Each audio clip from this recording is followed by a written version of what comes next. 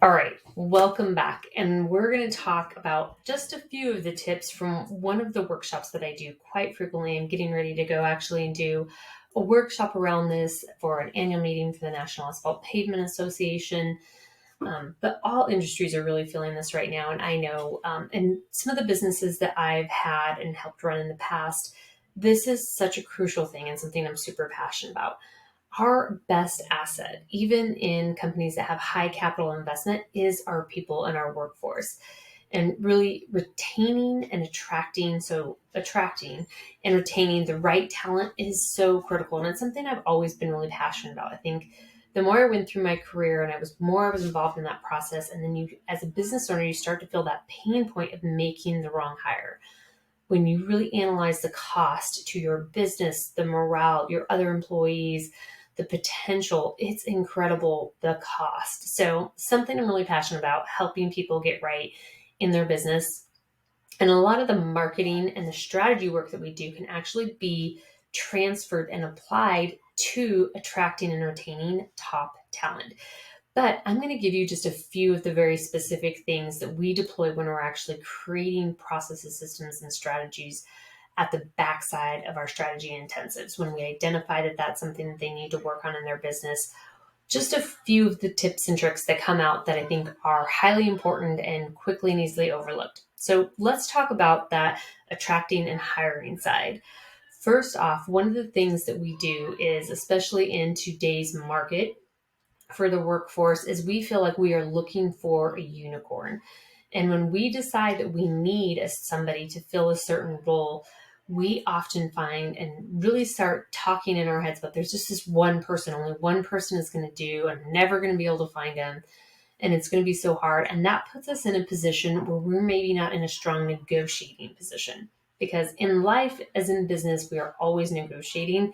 And when you're hiring somebody, it's no different. Even with your own internal thoughts and triggers about the process, you're negotiating straight out of the gate. So you need to be willing to make sure you hold off, be patient, and know that when you think you're looking for a unicorn, what's really true, in fact, is if you do the process right and you take your time and you set it up right, you're going to quickly have at least 18 candidates to look at, right? Is always how I tell people. You're going to have more out there than you think. You just need to get the advertisement for it right, the job posting right, the scorecard is super critical, and you got to give yourself permission to take time to get it right. So think of it this way. If you are house hunting and you know that there are 3 houses on the market that you would be very happy with and you could be very happy making your home, you're not going to get into a place where you're making a bad decision when it comes to negotiating on the price for that first one that you put your offer in, maybe your first choice, because you know that you can say no. So make sure that you try to put yourself in that mindset early on. Early on in the process, another thing to think about is always make sure that you plan on checking referrals. You want to know what their references are. You want to let them know, be very super clear, open, frequently and often, right from the beginning, that we are going to contact your references. What is your reference going to say about this?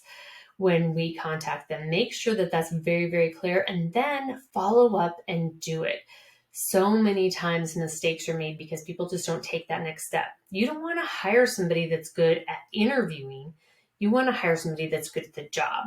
So not only can it get you in a bad situation because you hire somebody that interviewed well, but maybe had some problems at their previous locations that you could have really disclosed if you would have followed up. But also, you don't want to miss out on that really great person that may be super nervous, struggles to interview good, but they were an incredible performer in previous roles.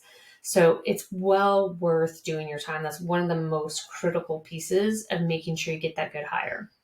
The next tip that I'm going to give you, and it leads into the retention part, is you want to make sure that you onboard like a boss. So build a system, build a process to onboard. And the best tip is think about on the first Friday. So on that first day or that first week, how are you going to want them to go home and say to their spouse or their family or sit down at the bar with their friends and describe, hey, how was your first week at this new job? So you want to think about what you want them to say, what you want that experience to be, and then reverse engineer that, and then build a process and actually execute on it. Is it sitting down and introducing them not just to the department leads that they're working for, but actually departments that they need to interact with and know how and understand how they work in order to excel at their job?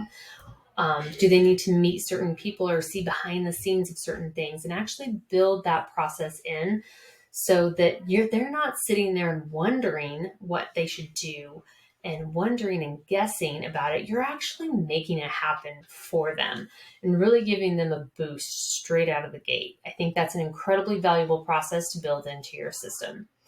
And lastly, I'm going to say that if you are really big into recruiting and retaining top talent, look back at some of the models from the video series that we've done or that you've heard me talk about. And the models that I want you to look for are the clock model. And I want you to think about how we also applied the three hurdles to that clock model. So think about that. Instead of having your customer in the middle, put your prospect employee in the middle of that and think about, what are the touch points from the very beginning? What are the touch points during an interview?